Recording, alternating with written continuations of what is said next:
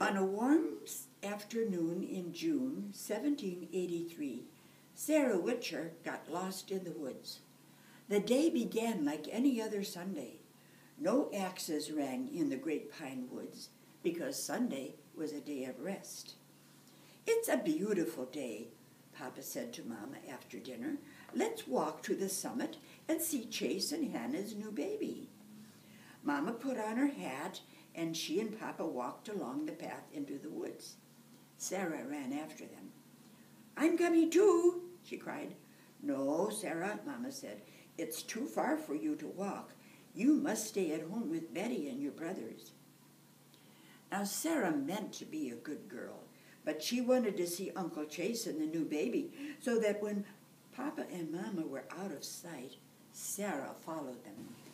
She walked along the berry brook, and "I'll pick some flowers for Aunt Hannah," Sarah thought. But she was so busy looking for wildflowers that she wandered from the path into the deep woods. And she walked on and on. Blackberry brambles scratched her hands and feet, and her legs were tired.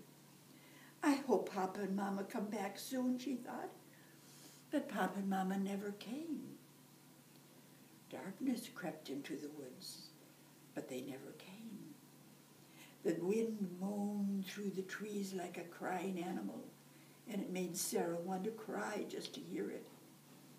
She was too tired to walk anymore, so she sat on a mossy log, and she tried to be brave, but the woods seemed so big and so dark, and before she knew it, she was crying. And she was so hungry and so tired, and she wanted to go home. What was keeping Papa and Mama so long? Sarah heard the branches cracking. She held her breath, listening. Something was crashing through the bushes, coming right at her. A big black head poked through the bushes. Two black eyes looked at Sarah, and Sarah laughed. "A big black dog has found me," she thought. "He'll show me the way home." But it wasn't a dog that found Sarah. It was a shaggy bear, as black as the night. Sarah was glad to see the dog. Now she didn't feel so lonely. She patted his long brown nose and hugged him around the neck, and the bear sniffed her face and licked the strawberry juice from her hands and the blood from her feet where the blackberry brambles had scratched her. And Sarah put her head on his shoulder, and the bear lay down beside her. Sarah snuggled into his thick, warm fur. "Papa and Mama will find me tomorrow," she thought. And then she fell asleep. Back on the path, Mama and Papa were hurrying home. The children ran to greet them. "Why did you leave Sarah up at Uncle Chase's?" Reuben asked. "We did not leave her," Papa said. "We told her to stay at home with you." "Well, she hasn't been here all day," Joseph cried. "We thought she had gone with you." Mama's face turned white. "Sarah is lost in the woods," she cried. Reuben grabbed the dinner horn and he bolted for the woods. Mama ran to the Richardsons, their nearest neighbors, for help. Other neighbors came. They all shouted into the forest and built a great big fire, hoping that Sarah would see them. But Sarah didn't come back. No one slept that night. Papa searched the woods in the dark. Mama sat by the open door all night long, listening for Sarah. In the morning, the news of the lost child traveled over mountains and valleys. All who heard it left their farms and hurried to Pine Hill. Some of the neighbors left their oxen even yoked in the fields, and Joseph Patch came with his long-barreled shotgun. But every night they returned hungry, tired, and discouraged because no one had found Sarah. Late in the afternoon, one of the men burst out from the woods. He was breathing hard from running. "I found Sarah's footprints near Berry Brook," he cried. But there were bear prints right next to them. "Oh, she's been torn to pieces," several in the crowd cried. Mama covered her face with her hands, and the children looked at each other and didn't say a word. She'll never be found, someone said. We might as well give up. No, cried Mama, lifting her head. Don't give up yet. Please look for her one more day. The searchers were sure that the bear had killed Sarah, but no one wanted to say that to Mama, so they agreed to look one more day. But no one expected to find Sarah. At daylight, the woods filled again with people. Mrs. Richardson stayed at the Whitaker cabin to bake a bushel of beans to feed the searchers. She was busy by the fire when she heard a knock at the door. A man stood there. He was dusty and tired, and it looked as if he had walked a great distance. My name is Heath, he said. I can find the child.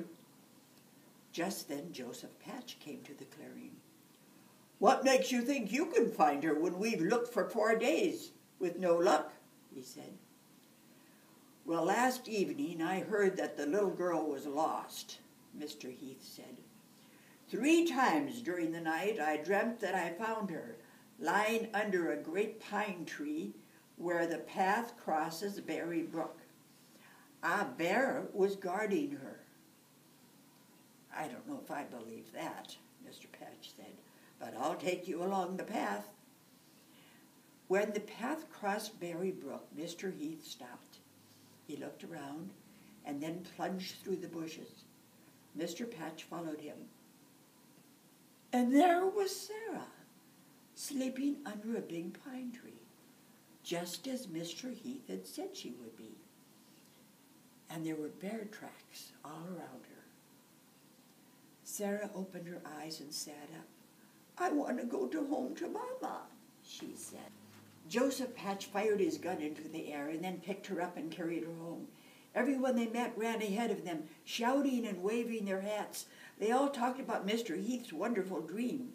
And Mama and Papa heard the shot and hurried back to the cabin. They heard the shouts of the crowd. John, Sarah, we found her, we found her. And then they saw Sarah in Joseph Patch's arms. Mama fainted. Papa couldn't say a word. Joseph, Reuben, and John whooped and hollered, and Betty clapped her hands.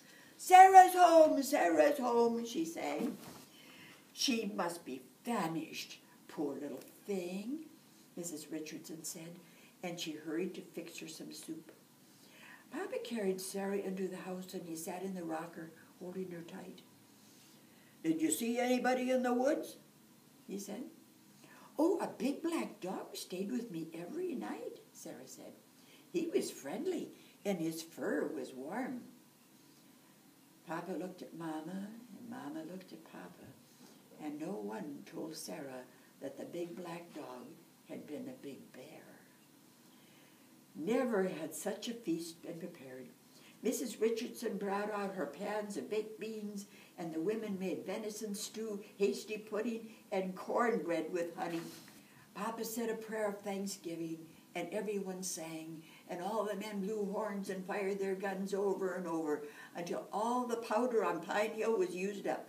So great the joy was that Sarah was found. And that's the story about the bear that heard crying.